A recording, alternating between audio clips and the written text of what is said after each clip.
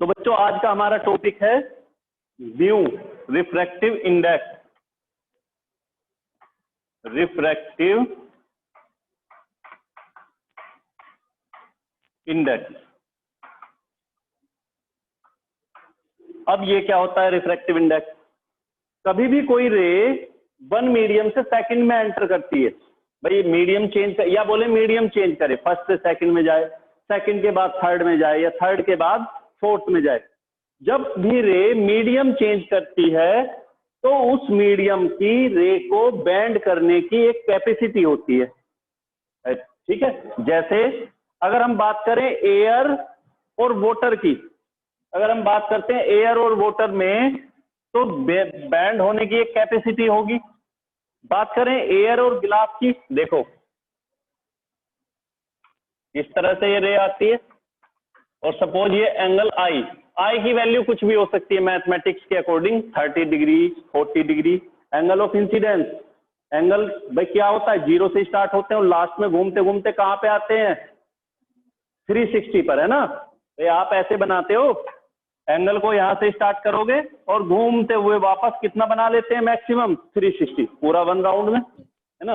तो इस तरह से आपने सपोज, लेकिन यहाँ पे कितना रहता है एंगल ऑफ इंसिडेंस, कितना हो सकता है, 0 से 90 के बीच, 0 से 90 के बीच आप कुछ भी ले सकते हो। तो सपोज आपने 30 डिग्री लिया है, अब ये इस मीडियम में जाती है, जाना इसको सीधा था लेकिन ये ऐसे बैंड होती है, ये क्या होगा आर, ये हमारी एयर, फर्स्ट मीडियम को हमने एयर लिया, सेकंड मीडियम को वाटर। तो अभी इस तरह से बैंड होती है, कितना डिग्री बैंड हुई है यहाँ पे, और जिसको जो बैंड होती है उसको हम बोलते हैं एंगल ऑफ डेविएशन। उधर से आवाज नहीं आ रही, एंगल ऑफ डेविएशन। एक मिनट रिकॉर्डिंग बंद करो।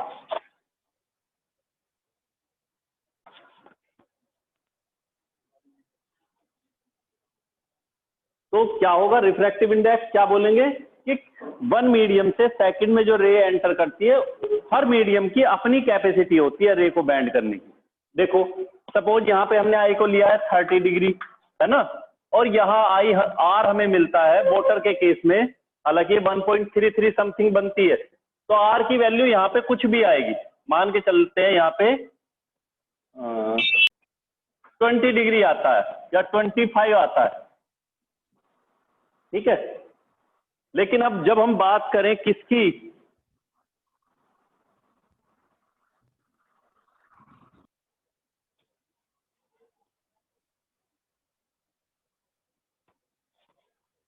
एयर और ग्लास की,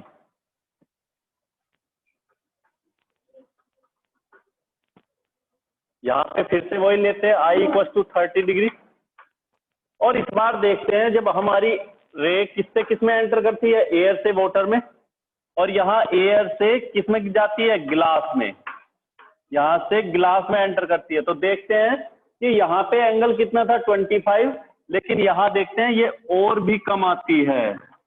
इससे क्या मतलब निकलता है कि अगर और भी कम होगी, सपोज ये आर की वैल्यू यहाँ पे कितनी आती है, ग्लास 1.5 के आसपास, ये 20 डिग्री है। तो देखो बैंड कहाँ पे ज्यादा हुई है, यहाँ या यहाँ पे, यहाँ कितना बैंड हुई है ये, अगर देखा जाए तो ये एंगल और ये वाला इक्वल होगा, ये 30, ये केवल यहाँ पे बैंड हुई है 5 डिग्री।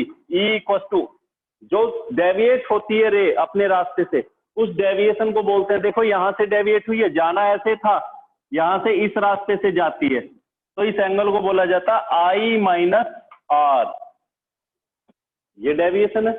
इसी तरह से यहाँ पे ई कितना है, आई माइनस आर, यहाँ पे ये वैल्यू कितनी है 30 माइनस 25, 5 डिग्री, और यहाँ पर वैल्यू कितनी है 30 माइनस 20, 10 डिग्री। तो ज्यादा डेविएशन कहाँ पे हुआ है, ग्लास में। तो एक बात और भी क्लियर होती है, जितना ज्यादा मीडियम डेंसर होगा पहले के कंपेयर में, देखो एयर और वाटर, डेंसर है वाटर, लेकिन एयर से ग्लास और भी ज्यादा डेंसर है, मींस इसमें स्पीड और भी कम होती है। तो जितना ज्यादा कम होती चली जाएगी स्पीड का वेरिएशन, डेविएशन ज्यादा होगा कब, जितना ज्यादा स्पीड का वेरिएशन होगा। और स्पीड का वेरिएशन कहां पे ज्यादा है, वेरिएशन का मतलब डिफरेंस, डिफरेंस एयर और वाटर में जितना होता है उससे कहीं ज्यादा एयर और ग्लास में होता है, उनकी स्पीड में डिफरेंस जो होता है। क्यों, कैसे बोल रहे हो? हमने पढ़ा है एयर में कितनी ली है वैल्यू? अरे एयर में 3 into 10 to the power 8. Power 8 Water में 2.25. 25 10 की पावर 8 गिलास में 2 2 into into 10 10 की to the power power 8 8. into 10 to the power 8 ये इस तरह। तो डिफरेंस कहाँ पे ज्यादा है? इन दोनों में। तो डेविएट भी यहाँ पे ज्यादा होती है। तो रियल में रिफ्रैक्टिव, और ये क्या था हमारा? साइन आई और sine R, mu equal to sine I upon sine R. देखो आर की वैल्यू जितनी कम होते जाएगी उतना ये म्यू बढ़ता जाएगा, है ना। यहाँ पे आर और भी कम था, यहाँ ज्यादा, अगर और भी कम ले तो और भी। तो इस तरह से हमारा आता है। तो मीन निकलती कैसे है? रिफ्रैक्टिव इंडेक्स समझ आ गया होगा। होती क्या है कि capacity of bending of a ray of light of a medium is called refractive index. फिर से सुनो, क्या होगा रिफ्रैक्टिव इंडेक्स?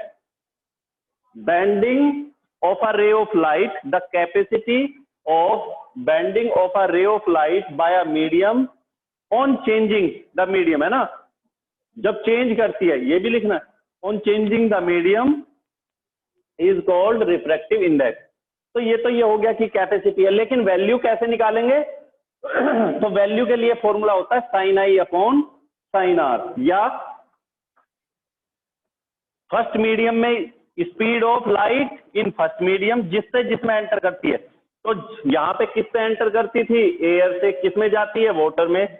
तो speed of light, speed of light, ये रब कर देता हूं,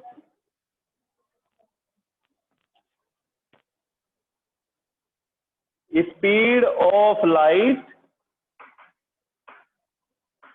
इन फर्स्ट मीडियम,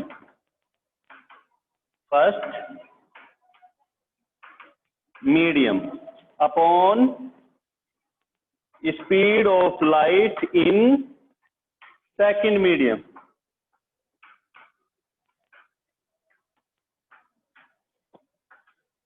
फर्स्ट मीडियम में जितनी स्पीड होगी अपॉन सेकंड मीडियम में स्पीड जो होगी, और इसको रिप्रेजेंट किससे करते हैं? v1 upon v2। ठीक है। तो ये रिफ्रैक्टिव इंडेक्स है किसका? अब बात करें सर, यहां अलग है, यहां अलग। तो हमने फिर एक बात देखी कि डेंसर और रेयर होना फिक्स नहीं है। फिक्स कब क्या है कि जब हम कंपेयर करते हैं उसको तब पता चलता है। मीन्स रिलेटिव निकालते हैं, किसी के साथ कंपेयर करते हैं, और कंपैरिजन किसके साथ होता है? रिलेटिव वे में बोलते हैं। तो यहाँ पे इस रिफ्रैक्टिव इंडेक्स को क्या बोला जाएगा? Refractive index of medium two, capacity किसकी है? सेकंड की। Refractive index of medium two with respect to first, और इसे बोला जाता है रिलेटिव रिफ्रैक्टिव इंडेक्स। तो ठीक है, रिफ्रैक्टिव इंडेक्स तो समझ आ गया होगा क्या होता है? Capacity of bending of a ray of light is called refractive index. अब ये दो तरह का होता है, एब्सोल्यूट और रिलेटिव। तो वो समझना है, रिलेटिव कब होगा और एब्सोल्यूट कब होगा।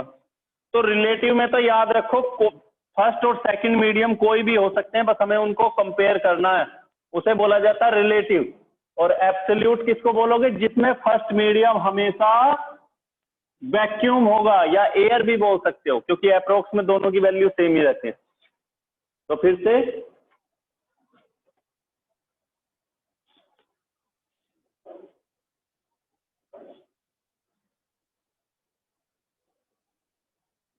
कैपेसिटी ऑफ बेंडिंग ऑफ, चलो ठीक। तो नेक्स्ट हमारा है, नेक्स्ट टॉपिक क्या होगा? रिलेटिव। देखो रिफ्रैक्टिव इंडेक्स हमने बोला,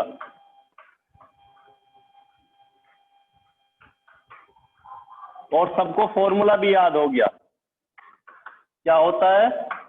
म्यू इक्वल टू साइन आई। अच्छा एक बात और, यहां इसको लिखने का एक मेथड होगा। चलो अभी तो म्यू ही लिखा है, sine I upon sine R. अब मैं बात करता हूं रिलेटिव रिफ्रैक्टिव इंडेक्स की। Relative refractive index relative refractive index क्या होगा? हम कंपेयर करते हैं फर्स्ट मीडियम के रेस्पेक्ट में, तो कैसे?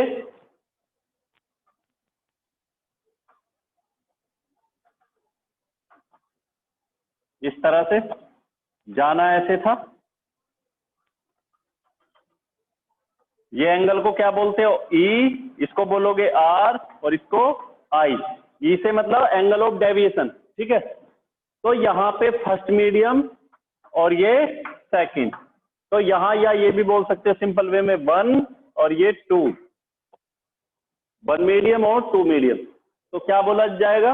When a ray of light goes from first medium to second medium, then the ratio of sin I to the sin R is called relative refractive index। फिर से क्या बोला जाएगा relative refractive index? When a ray of light goes from first medium to second medium, then the ratio of sin I, या ये भी लिख सकते हो angle of incident of sin, क्या बोले यार? Ratio of sine I to the sine R is called relative refractive index. और कैसे लिखते हैं इसको?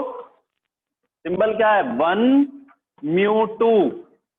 जिसका रिफ्रैक्टिव इंडेक्स निकालते हो, किसका निकाल रहे हैं? सेकंड का। मतलब ये कि सेकंड मीडियम फर्स्ट के रेस्पेक्ट में कितना उसके रास्ते से उसे चेंज करती है। भाई अभी मैंने ये कहा ये रे ऐसे जाती है, और हमने आगे क्या किया? जादू कर दिया है, कुछ मैजिक किया। ये अभी ऐसे जाती है और हमने मैजिक किया और ये बेचारी ऐसे मुड़ जाती है। कितना मुड़ी है यहाँ पे? कितना बैंड हुई है? कितना बैंड हो गई? Suppose E, angle of deviation है ना, एंगल ऑफ डेविएशन कितना आ गया? ई। तो जाने वाला रास्ता ये था, बैंड इसको इस तरफ कर दिया है। तो ये जो बैंड किया है यही हमारा क्या होगा मेरे बच्चों? इसकी नेचर यही क्या है? और यही तो हो रहा है यहाँ पे। जाना किस में था? फर्स्ट से सेकंड में, लेकिन किधर बैंड कर दिया? जाती जाती ऐसे इसको नीचे बैंड कर दिया। तो क्या हुआ? ये एंगल ऑफ डेविएशन हो गया। तो ये इसका रिफ्रैक्टिव इंडेक्स। और लिखेंगे कैसे? तो किसने किया? मीडियम 2 ने। तो जिसका रिफ्रैक्टिव इंडेक्स निकालते हैं उसे हमेशा म्यू के बाद में लिखते हैं, या ऐसे लिख सकते हो N2।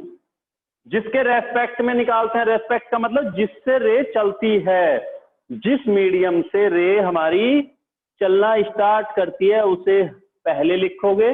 तो देखो 1 को कहां कहां लिख सकते हैं? ये सिंबल भी लिख सकते हो, या ये भी लिख सकते हो, या क्या लिख सकते हो? 1μ2 भी लिख सकते हो, या और क्या लिख सकते हैं? 1μ2 भी लिख। देखो 2 हर बार यहीं पे आता है, जैसे H2 लिखते हैं ना केमिस्ट्री में, H2 O2 सफिक्स जैसे लगाते हैं। इसी तरह से जिस मीडियम का रिफ्रैक्टिव इंडेक्स निकालते हैं उसको साथ में लिखते हैं, लेकिन 1 को कहीं भी लिख सकते हैं। तो इस सिंबल का मतलब क्या है? Refractive index of medium 2 with respect to first. क्या बोलेंगे इसको? Refractive index of medium 2 with respect to first, है ना। मतलब कि फर्स्ट से चलना शुरू करती है और सेकंड में एंटर करती है। अगर हम ऐसे करें, हम इसको ऐसे भी बोल सकते हैं कि रे हमारी ऐसे चलती है। अरे आगे हमने क्या किया? आगे एक और मीडियम को चेंज कर देते हैं। यहाँ पे मीडियम 2 है और यहाँ पे मीडियम 3 है। इस तरह से ये एक नॉर्मल, जाना कैसे था रे को? ऐसे, हमने ऐसे लिया इसको, तो रास्ता फिर से चेंज हो गया, फिर से चेंज हुआ है रास्ता। तो इस बार क्या लिखोगे? इस मीडियम का रिफ्रैक्टिव इंडेक्स क्या लिखोगे? μ3। और किसके रेस्पेक्ट में? 2 के रेस्पेक्ट में। 2 को यहां भी लिख सकते हो, यहां भी लिख सकते हैं, यहां भी, वो तुम्हारा मन है, कहीं भी लिख लेना, है ना। तो मैं यहां लिखता हूं ताकि पता रहे 2 से चलिए और 3 में एंटर किया। और क्या लिखोगे इस बार? साइन जो भी एंगल यहां पे बनाएगी। सपोज ये वाला एंगल क्या था हमारा? आई डैश, और इस एंगल को क्या बोले? R dash. तो ये हो जाएगा sine I dash upon sine R dash. इस तरह से लिख लेते हैं।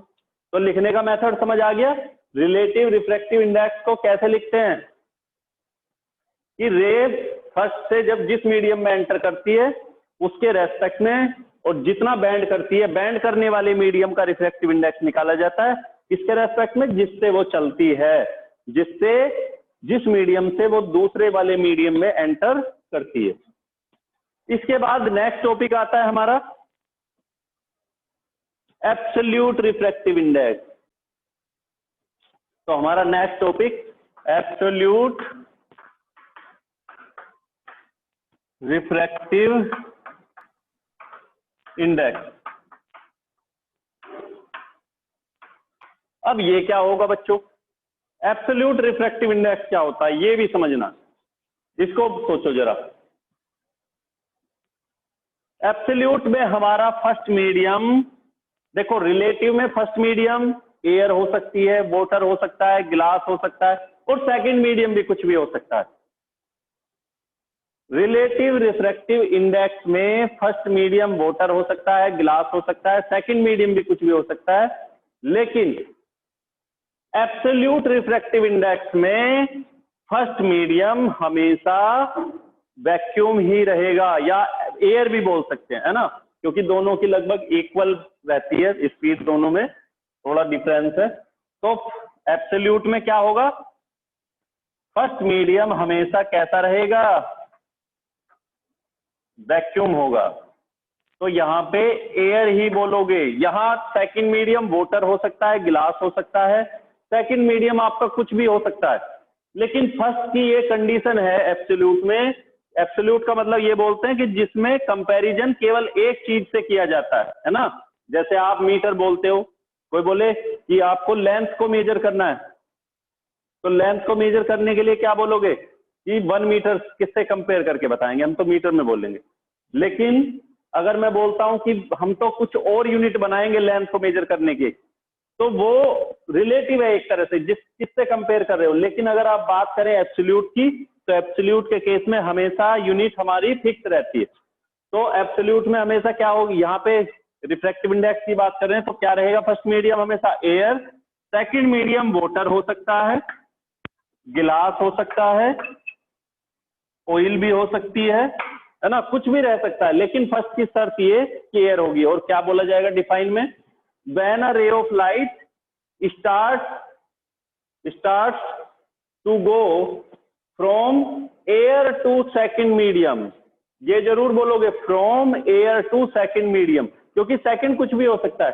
When a ray of light starts to go from air, वहां पे हम क्या बोलते थे, रिलेटिव में हम क्या बोल सकते हैं, देखो ये भी रिलेटिव हो सकता है, रिलेटिव ये भी रहेगा क्योंकि कंपेयर कर रहे हैं एयर से, लेकिन ये साथ साथ एब्सोल्यूट भी है क्योंकि कंपैरिजन एयर के साथ है, एयर से कंपेयर कर रहे हो। तो when a ray of light starts to go from air to second medium, then the ratio of sine I to the sine R is called absolute refractive index. और कैसे लिखते हैं इसको, एयर μ2 या μ1, है ना, 1 भी बोल सकते हो, एयर μ1 μ2 कुछ भी मीडियम हो सकते हैं यहाँ वाले, यहाँ का ये फिक्स रहेगा। तो एयर μ1 इक्वल टू साइन एंगल, उसी तरह क्योंकि एयर से जब किसी में भी जाएगी एंगल तो बनाएगी वो कुछ ना कुछ, और इस एंगल को एंगल ऑफ इंसिडेंट और इसको एंगल ऑफ रिफ्लेक्शन, या हम इसको ऐसे भी लिख सकते हैं खाली म्यू, क्योंकि समझ जाना है कि चली कहां से होगी, एयर से। अगर एब्सोल्यूट रिफ्रैक्टिव इंडेक्स लिखा sine I upon sine R, और इसको लिखने का एक और तरीका है 1μ2, या ऐसे भी लिखें, या एयर इक्वल टू जो पहले है म्यू एयर अपॉन μ2, यहां पे दोनों बार एयर ही रहेगा इस तरह से। चलो इसको भी फिलहाल तुम ये वाली बात याद रखो, mu equal to sine I upon sine R, और एक फॉर्मूला और भी बोला था मैंने, क्या, वी एयर, यहां पे देखो वहां V1 भी लिखा था, इस वाले फॉर्मूले में हमने V1 अपॉन V2, मीडियम 1 और मीडियम 2 में स्पीड लिखते हैं, लेकिन यहाँ पे क्या लिखा जाएगा, स्पीड इन एयर और स्पीड इन मीडियम, क्योंकि मीडियम की स्पीड है यहाँ पे, और वो मीडियम कौन है, एयर से कोई अलग है। इस तरह से। तो इस तरह हमारा एब्सोल्यूट भी हो गया है